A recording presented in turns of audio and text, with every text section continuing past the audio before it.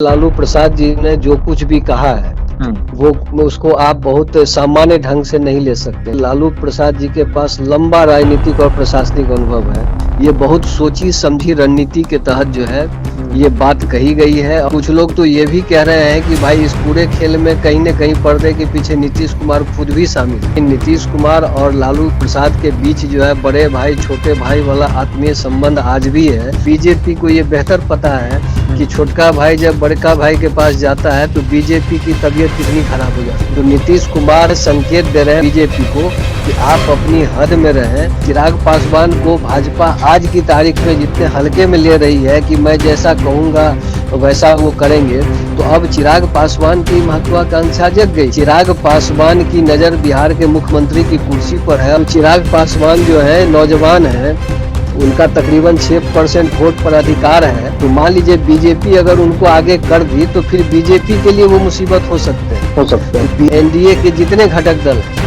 कोई बीजेपी के सगे नहीं। नीतीश भी देख रहे हैं कि अगर बीजेपी मेरे साथ महाराष्ट्र फार्मूला के तहत धोखा की, एक कहावत नहीं कि हम तो डूबे सनम तुमको भी ले डूबे। तेजस्वी सीएम बन जाएगा तो कम से कम हमारा जय जयकार हो जाएगा कि चलिए भाई कम से कम एक नौजवान को उन्होंने सीएम बनवा दिया। लालू प्रसाद यादव के बयान के बाद बिहार की राजनीति में खूब चर्चा हो रही है, क्योंकि लालू यादव ने सीधे मुंह से नीतीश कुमार को ऑफर दिया है। मेरे साथ बिहार की राजनीति के वरिष्ठ पत्रकार जयकृष्ण सर हैं। सर, आप लालू प्रसाद यादव को भी कई दशक से जान रहे हैं, उनकी राजनीति को भी देखे हैं, आप नीतीश कुमार को भी देख रहे हैं।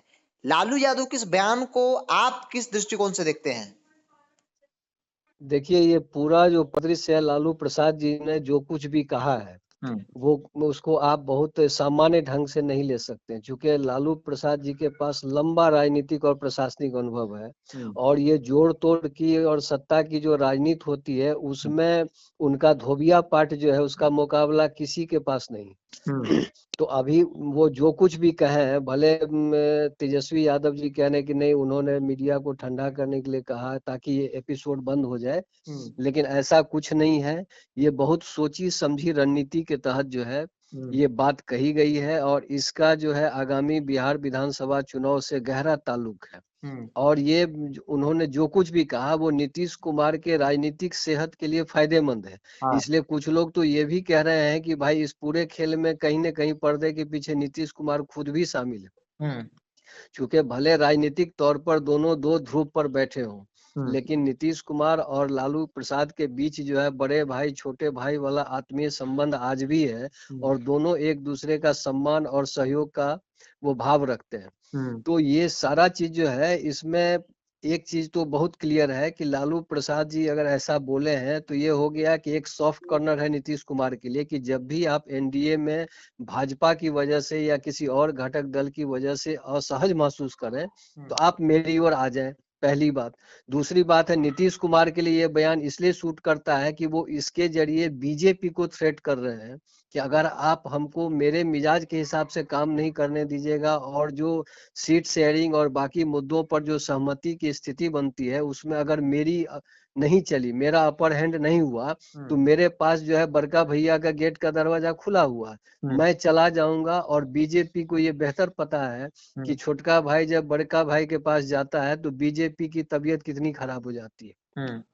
ये आपको जब महागठबंधन बना था तो दिख गया था कि इतनी मजबूत तैयारी के बावजूद बीजेपी को भारी पराजय का सामना करना पड़ा बिहार विधानसभा चुनाव में। और अभी इसी साल विधानसभा चुनाव होना है तो नीतीश कुमार यही एक तरह से जो है संकेत दे रहे हैं लालू जी के बयान के जरिए बीजेपी को कि आप अपनी हद में रहें। और खास करके इसको आप इस रूप से भी जोड़ के देख सकते हैं कि जो महाराष्ट्र में हुआ एक नया प्रयोग भाजपा ने वहां किया कि एकनाथ शिंदे के नेतृत्व में पहले सरकार बना करके जो है शिवसेना को दो फाड़ कर दी। और अब जब चुनाव आया तो उसके बाद बीजेपी के विधायकों की संख्या अधिक है तो वहां पर भाजपा कह दी कि अब तो बड़े भाई ही जो है मुख्यमंत्री की कुर्सी पर बैठेंगे। शिंदे नाराज भी हुए लेकिन मजबूर थे तो उनको नीचे आना पड़ा और देवेंद्र फडणवीस की ताजपोशी हो गई। तो महाराष्ट्र की घटना को नीतीश कुमार और लालू प्रसाद बड़ी बारीकी से देख रहे थे और उनको लगा कि जब बीजेपी को अब ये स्वाद लग गया और किसी ने रोका नहीं, एक प्रभावी प्रतिरोध नहीं हुआ, तो इस फार्मूले को भाजपा 2025 में बिहार में भी दोहरा सकती।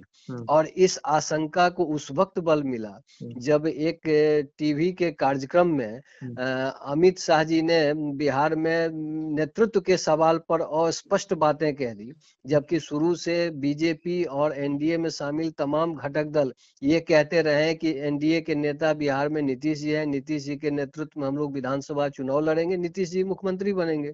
तो जब सारी चीजें तय हो गई, उसके बाद उस कार्यक्रम में अमित शाह से जब इस बाबत प्रश्न पूछा गया तो वो कह सकते थे कि भाई इसमें तो कोई इफ बट है ही नहीं, नीतीश जी के नेतृत्व में चुनाव लड़ेंगे और चुनाव के बाद हमको जो बहुमत मिलेगा तो नीतीश जी ही फिर से मुख्यमंत्री बनेंगे।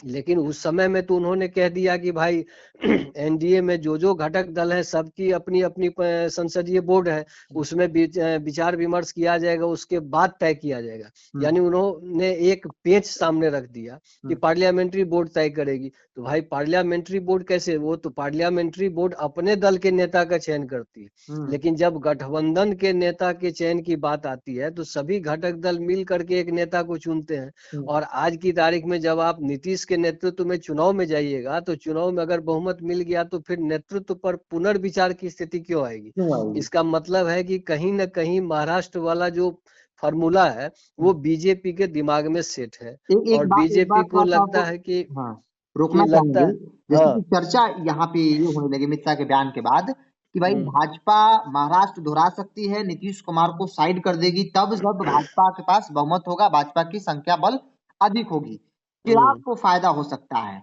आपको लगता है कि भारतीय जनता पार्टी नीतीश कुमार को चुनाव के बाद साइड करके चिराग को फ्रंट पर लाएगी, मुख्यमंत्री बनाएगी और ये सब बात नीतीश कुमार समझ रहे हैं और इसीलिए लालू प्रसाद यादव के बीच नजदीकियां जो है बढ़ रही है? नहीं, यहाँ पर थोड़ा सा संशोधन है।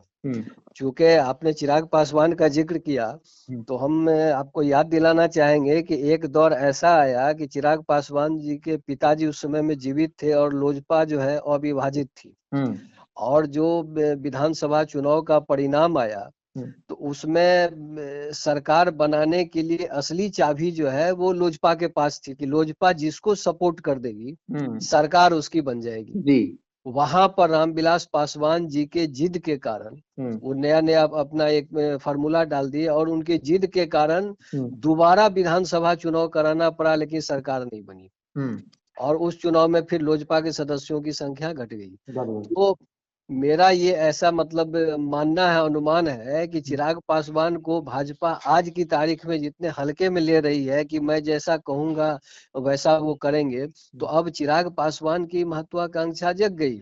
जिस तरीके से लगातार वो चुनाव में उनको सफलता मिली, अभी लोकसभा चुनाव में 5 के 5 सीट जीत गए, तो उनका मनोबल बढ़ा हुआ है। और उनके राष्ट्रीय प्रवक्ता ने एक चैनल पर डिबेट में खुलकर कहा, मैं उस प्रवक्ता का नाम ले सकता हूँ, अरविंद वाजपेयी नाम है, सुप्रीम कोर्ट में शायद वकील हैं।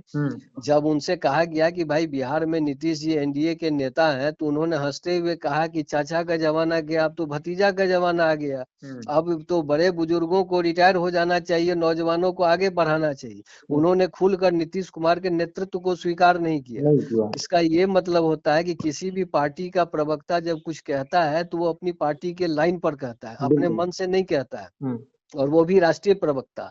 और उससे पहले ये बात आई कि 2030 में यानी इस चुनाव के बाद वाले चुनाव में प्रदेश की राजनीति में चिराग पासवान सक्रिय होना चाहते हैं, विधानसभा चुनाव लड़ना चाहते हैं। ये तमाम संकेत इस बात की ओर इशारा कर रहे हैं कि चिराग पासवान की नजर बिहार के मुख्यमंत्री की कुर्सी पर है और उन्होंने, उनके सपोर्टरों ने तो शुरू से कहना शुरू कर दिया है कि भाई बिहार के भावी मुख्यमंत्री हैं चिराग पासवान। तो मान लीजिए कि विधानसभा चुनाव का नतीजा ऐसा आ जाए कि जिसमें लगे कि चिराग पासवान की पार्टी को जो विधायक उनके जीत कर आएंगे और वो उस भूमिका में रहेंगे कि वो जिधर जाएंगे सरकार उधर बनेगी, तो उस समय में वो भूल जाएंगे कि भाई वो नरेंद्र मोदी जी के करीबी हैं कि अमित शाह के करीबी हैं कि नीतीश कुमार के करीबी हैं। राजनीति में कोई किसी का सगा नहीं होता है, वो अपना फायदा देखता है आदमी।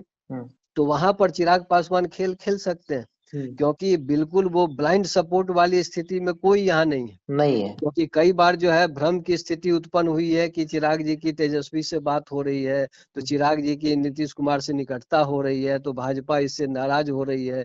कई लोगों ने कहा कि उनके पार्टी के संसदीय बोर्ड के जो अध्यक्ष है उल्लास पांडे जी, उनके यहाँ केंद्रीय एजेंसी की कार्रवाई हुई, तो इसके जरिए बीजेपी उनको एक तरह से लिमिट करना चाह रही है। ये सारी बातें चर्चाओं में रही।